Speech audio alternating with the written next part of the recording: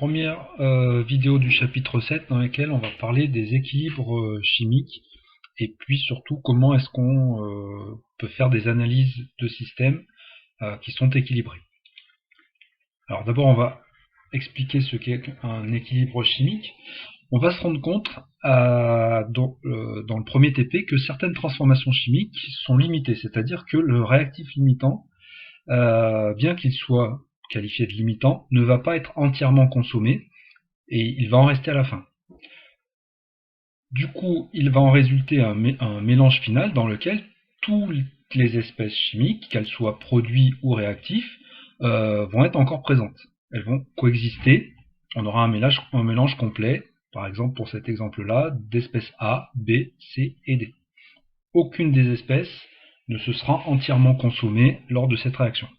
Alors d'ailleurs, pour le noter, on va changer le symbole classique des transformations chimiques. On va passer d'une simple flèche à une double flèche dans les deux sens pour dire que ce système s'auto-limite grâce à sa possibilité d'avoir lieu dans un sens. Donc quand c'est de la gauche vers la droite, c'est-à-dire de manière classique, on appelle ça le sens direct. Mais également, les espèces chimiques C et D peuvent réagir entre elles pour reformer du A et du B, donc on appelle ça le sens indirect. Et c'est de là que vient l'équilibre final. C'est pour cette raison que la réaction ne se termine jamais, c'est parce qu'elle est possible dans les deux sens. D'ailleurs, au niveau microscopique, les modifications, les transformations de A et B en direction de C et D ont lieu et sont totalement compensées par des espèces C et D qui se retransforment en A et B. On parle d'équilibre, puisque ça va dans les deux sens, et c'est un équilibre dynamique parce que les choses ne sont pas figées. Bien qu'à notre échelle, on ne se rende plus compte des réactions qui peuvent avoir lieu au niveau microscopique. Pour quantifier ces types de réactions donc équilibrées, on va définir le taux d'avancement. Donc le taux d'avancement va se calculer grâce à un tableau d'avancement duquel on va déduire, comme d'habitude, l'avancement final Xmax en faisant comme si le réactif limitant allait être entièrement consommé. Et ensuite, on va comparer la vraie valeur finale de l'avancement qu'on va obtenir. Donc généralement, c'est une valeur qui est issue de l'expérience. On détermine cet avancement. On va l'appeler X final, l'avancement final, pour ne pas le confondre avec l'avancement maximal. Et ensuite, on va les comparer. Donc pour les comparer, on va calculer leur rapport XF sur Xmax et on va appeler ce rapport-là taux d'avancement final de la réaction. Si on constate que le taux final d'avancement de la réaction est égal à 1, ça veut dire que XF égale Xmax, ça veut dire que la réaction est allée jusqu'au maximum de ce qu'elle pouvait aller et donc que la réaction est totale. Par contre, si on se rend compte que le taux d'avancement final est inférieur à 1, ça voudra dire que la réaction n'est pas allée au maximum de ce qu'elle pouvait faire, qu'on s'est arrêté avant, et donc que la transformation n'a pas été totale. En pratique, on va même définir une autre zone, la zone comprise pour un taux compris entre 0,98 et 1. On va qualifier ces réactions de quasi-totales parce que elles ne sont pas totales au sens où on l'a défini juste en dessus, mais avec des taux d'avancement final de l'ordre de 98, 99, presque 100%, on pourra faire en pratique comme si elles avaient été totales. Donc voilà déjà un premier traitement qu'on peut faire des transformations non totales, pour les quantifier quand même, c'est utiliser cette notion de taux d'avancement final. Deuxième grandeur qu'on peut introduire pour étudier les équilibres, c'est le quotient de réaction et la constante d'équilibre de ces transformations. Donc le quotient de réaction, je suis toujours là sur la réaction de type petit a grand A plus petit b grand B se transforme en C et D. On définit le quotient de réaction comme, alors ça fait une formule compliquée, mais on va voir qu'en pratique elle prend des formes plus simples. Activité, produit des activités des produits, puis à la puissance correspondant au coefficient stoichiométrique. Donc A de D, ça veut dire activité de l'espèce chimique D, et puissance petit d, c'est-à-dire puissance correspondant à son coefficient stoichiométrique.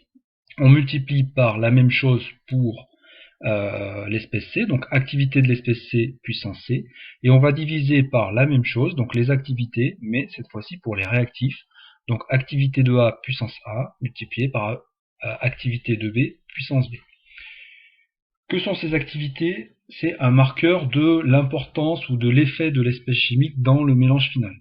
Ça se calcule différemment selon le type d'espèce chimique.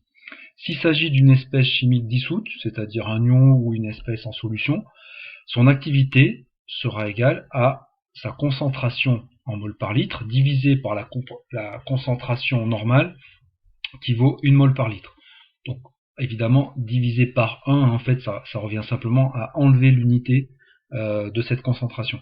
Donc c'est la concentration de l'espèce chimique en mol par litre, mais sans qu'on compte cette unité mol par litre. Si en revanche l'espèce chimique est un solide, son activité c'est encore plus simple, c'est simplement 1. Et si l'espèce chimique est le solvant, donc généralement l'eau, ça sera 1 également.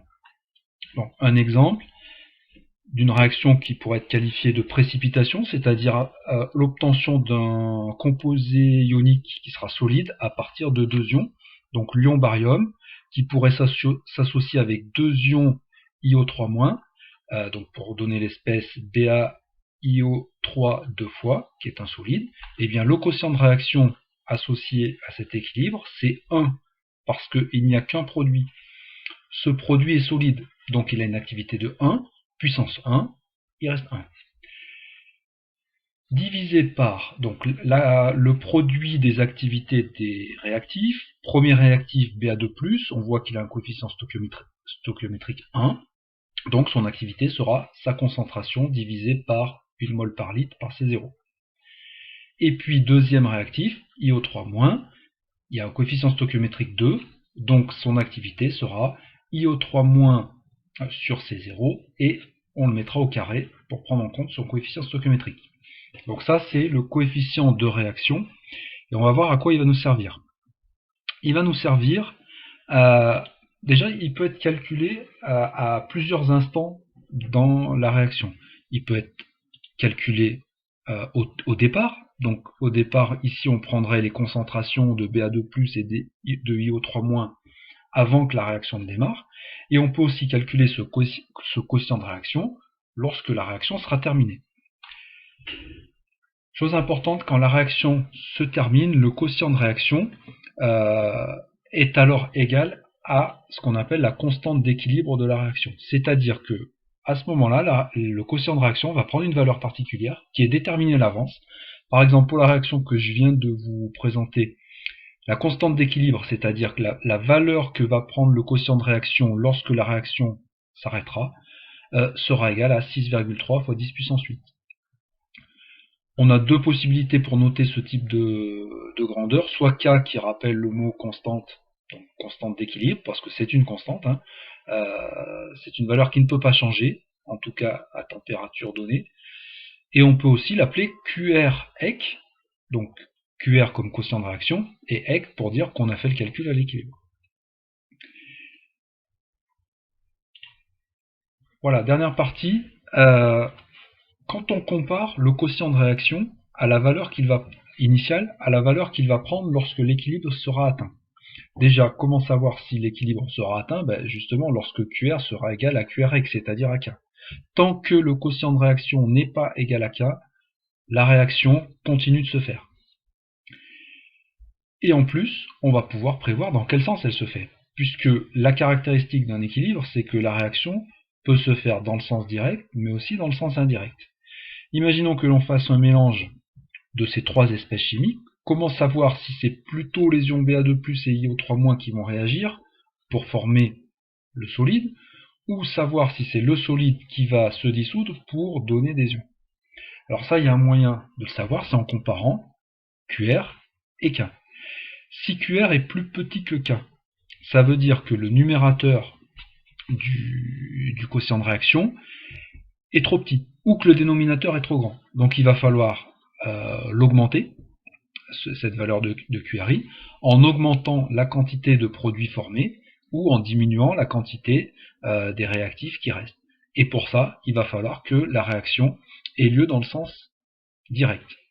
On retient ça, et du point de vue mémotechnique, c'est assez simple, hein. Si sur une échelle de quotient de réaction, on place K, si QRI est plus petit que K, alors pour que QRI rejoigne la valeur de K, il faut qu'on aille de la gauche vers la droite, c'est-à-dire dans le sens direct. La réaction évoluerait dans le sens direct.